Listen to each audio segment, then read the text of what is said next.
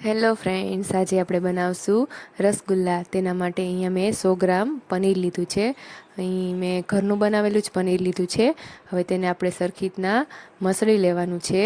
આપણે આવી રીતના હથેળીની મદદથી પ્રેસ કરીને મસળવાનું છે.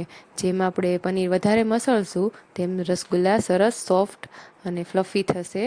પનીરને 5 થી 7 મિનિટ તો આપણે સરખું મસળી લેવાનું છે. જેમ આપણે એને સરખું મિક્સ કરશું તેમ પનીર છે એકદમ સોફ્ટ અને ફ્લફી થઈ જશે. તમે જોઈ શકો છો પનીર કે એકદમ સોફ્ટ થઈ ગયું છે. હવે તેમાં આપણે 1 ચમચી કોર્નફ્લોર એડ કરવાનો છે અને તેને આપણે સરખી રીતના મિક્સ કરી ફરીવાર 1 મિનિટ જેટલું મસળી લેવાનું છે, એટલે કોર્નફ્લોર પણ સરખો પનીરમાં મિક્સ થઈ જાય. હવે આપણે તેની નાની નાની ગોળીઓ વાળી લેવાની છે. હળવે હાથે જ ગોળીઓ વાળશું એટલે તેમાં ક્રેક ન રહે, તેનું આપણે ખાસ ધ્યાન રાખવાનું છે. હવે આવી રીતના આપણે ગોળીઓ વાળી દેશું. હવે આપણે ચાસણી બનાવવા માટે 1 કપ ખાંડ લીધી છે. મેં જે કપથી ખાંડ લીધી છે એ જ કપથી આપણે 3 કપ જેટલું પાણી લેવાનું છે, એટલે કે ખાંડનું આપણે 3 ગણું પાણી લેશું. અને હવે આપણે આ ચાસણીને ગેસ પર મૂકી દઈશું બનાવવા માટે. અને આપણે એને ઉકાળવા નથી, જસ્ટ ખાંડ ઓગળે એટલી વાર જ રાખવાનું છે. હવે તેમાં આપણે બનાવેલી ગોળીઓ છે એ બધી જ એડ કરી દેવાની છે. બધી ગોળીઓ એડ થઈ જાય અને આપણે ગેસની ફ્લેમ મીડિયમ રાખશું.